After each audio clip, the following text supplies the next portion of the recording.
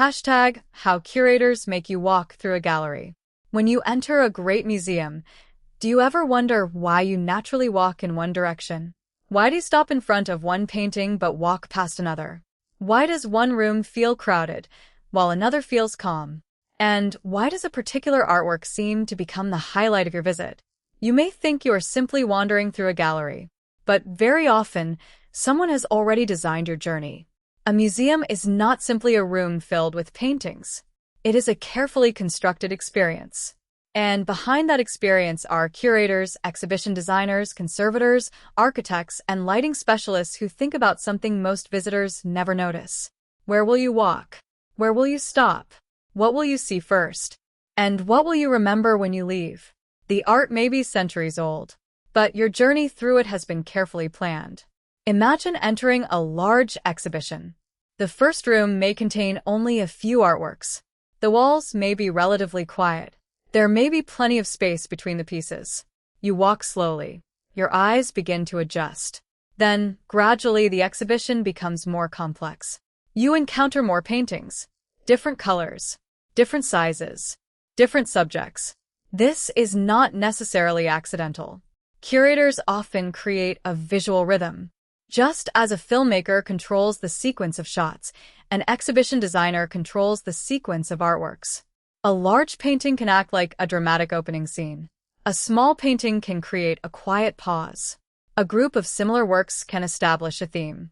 And a surprising artwork can interrupt the rhythm and capture your attention. In this sense, a gallery can almost behave like a story. There is an introduction. There is development. There are moments of tension. There may be a climax. And finally, there is a conclusion. The walls become pages. The artworks become chapters. And you become the person moving through the story. One of the simplest tools curators use is placement. When you enter a room, the first artwork visible from the doorway often has special importance. It becomes your visual anchor.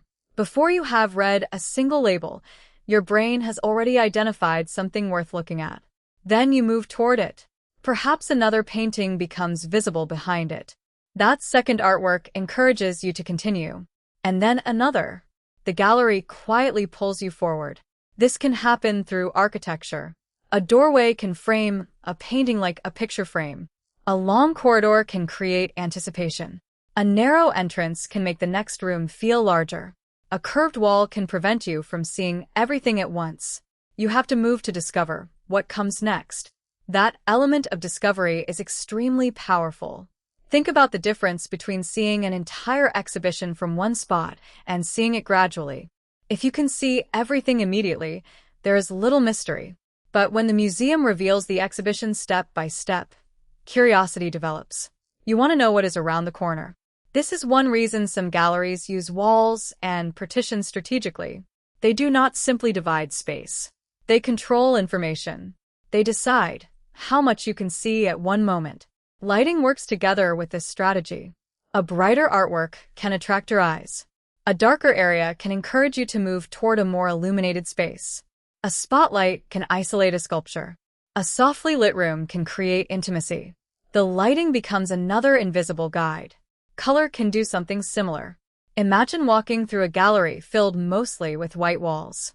Then suddenly you enter a room with deep red walls. Before you even see the artwork, you feel the difference. Your body notices the environment. The artwork may now appear more dramatic.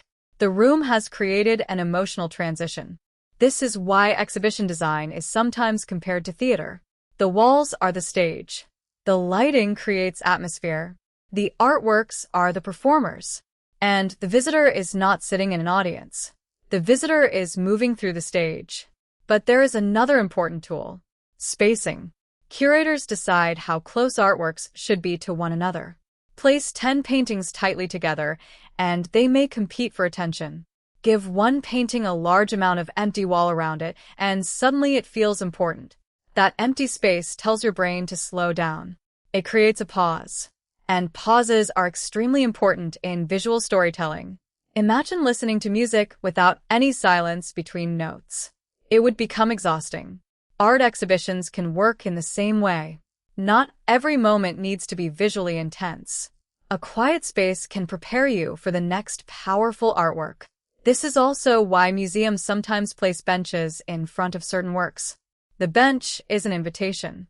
Sit here. Stay. Look longer. The museum is telling you that this artwork deserves more time. You may not consciously interpret it that way, but you understand the message. Then there are the labels. A label can completely change how you see a painting. Before reading it, you may see a beautiful portrait. After reading the history, you may suddenly see political power, family tragedy, social class, or hidden symbolism. Information changes perception. This means that museums are not only controlling your physical movement, they are also influencing your intellectual journey.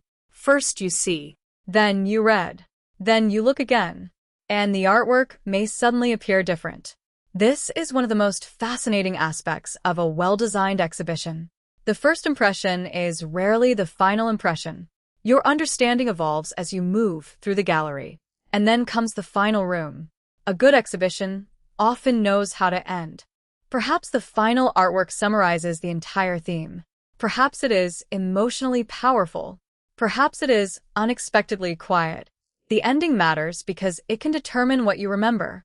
Think about a film. You may forget individual scenes, but you remember the ending. The same thing can happen in an exhibition. The last artwork may become the image that remains in your mind when you walk out. So when you visit a museum, try something different. Instead of simply looking at the art, look at the gallery itself. Notice where the entrance leads you. Notice which artwork you see first. Notice which paintings are given the most space. Notice the lighting. Notice the colors of the walls. Notice where benches are placed. Notice how the rooms connect. Ask yourself, why am I standing here? Why did I walk in this direction? What made me stop? And what made me move on? Once you start asking these questions, the museum becomes a second exhibition. The paintings are one experience. The design of the gallery is another. And together, they create something much larger. A carefully choreographed journey through human creativity.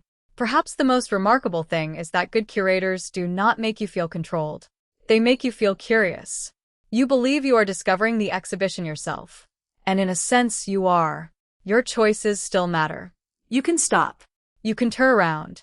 You can skip an artwork. You can return to one you loved. But the environment has already given you suggestions. It has created possibilities.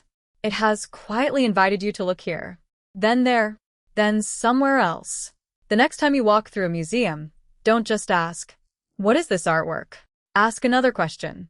Why am I seeing this artwork here? Because every great exhibition tells two stories. One story is told by the artworks. The other is told by the space between them.